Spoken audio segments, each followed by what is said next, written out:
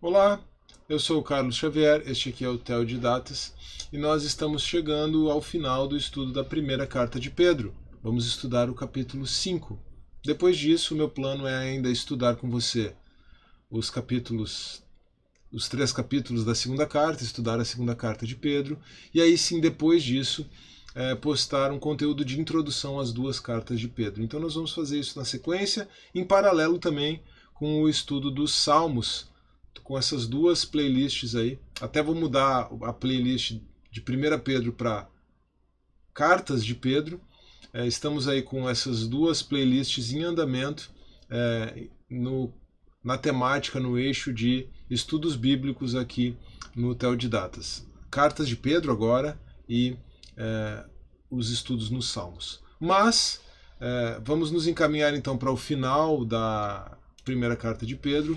O título que eu dei para o capítulo 5 foi Submetendo-se a Cristo e uns aos outros. Este é o capítulo mais curto de 1 Pedro, então eu imagino que este vai ser o vídeo mais curto também, assim espero, desta série aqui até agora.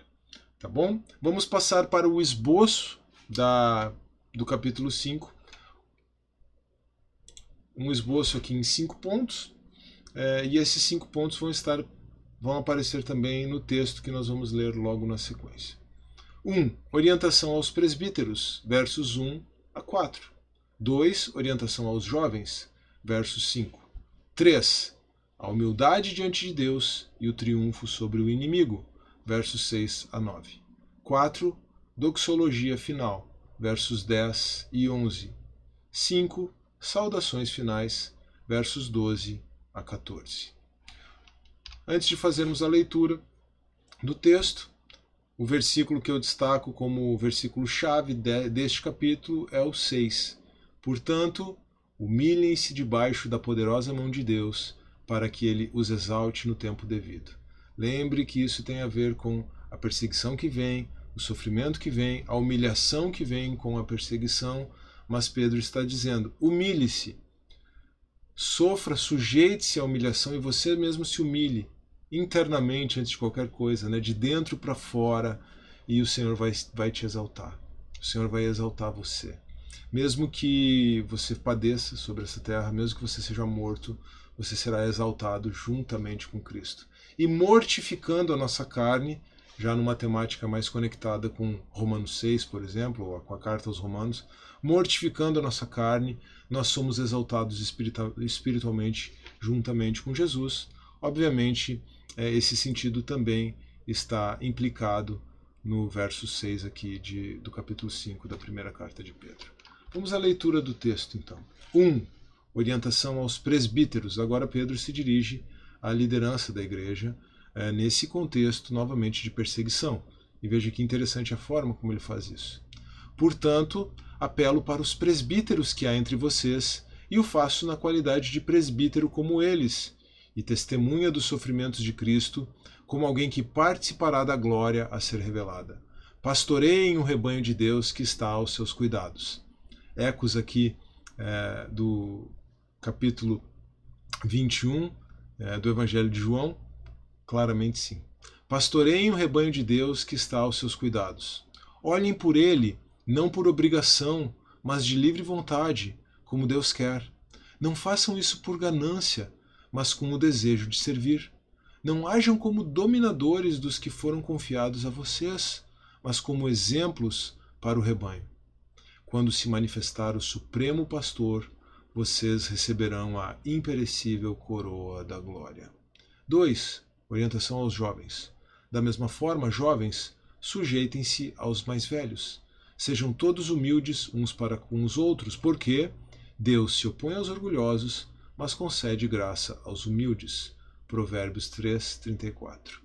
3. A humildade diante de Deus e o triunfo sobre o inimigo. Portanto, humilhem-se debaixo da poderosa mão de Deus, para que ele os exalte no tempo devido. Lancem sobre ele toda a sua ansiedade, porque ele tem cuidado de vocês. Estejam alertas e vigiem.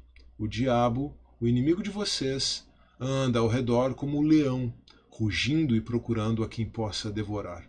Resistam-lhe, permanecendo firmes na fé, sabendo que os irmãos que vocês têm em todo o mundo estão passando pelos mesmos sofrimentos. 4.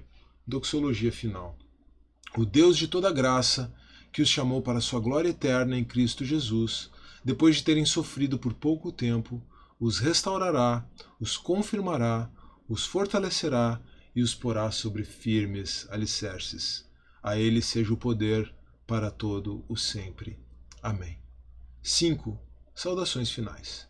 Com a ajuda de Silvano, a quem considero irmão fiel, eu escrevi resumidamente e encorajando-os e testemunhando que esta é a verdadeira graça de Deus. Mantenham-se firmes na graça de Deus. De que graça Pedro está falando? De humilhar-se com Cristo para ser exaltado com Ele, de suportar os sofrimentos juntamente com Ele, de ser ofendido e humilhado por fazer o mal, de suportar sofrimentos pelo nome de Cristo.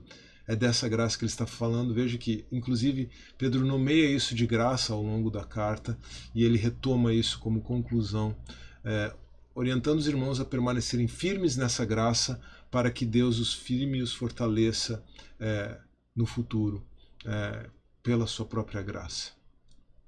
Mantenham-se firmes na graça de Deus. Aquela que está em Babilônia, possivelmente uma alusão à igreja de Roma, também eleita, envia saudações. E também Marcos, meu filho.